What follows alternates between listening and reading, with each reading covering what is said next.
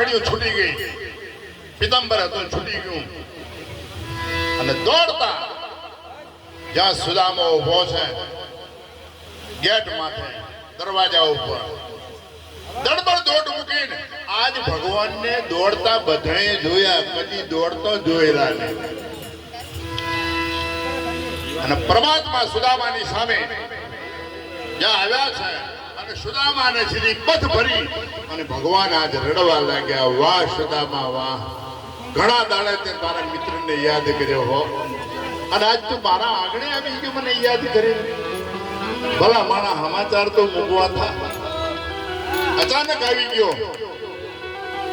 અને એમ કહેવાય છે, શાસ્ત્રો એમ બોલે કે જેની કોઈ તિથિ નક્કી ના હોય, વાર નક્કી ના હોય, ટાઈમ નક્કી ના હોય અને કોઈ આંગણે આવી જાય એને અતિથિ કહેવાય. અને એમાં અત્યારે તો શ્રાદ્ધના દિવસો ચાલે છે. જીવતા મા બાપને પાણી પાજો, એમને સારું જમાડજો.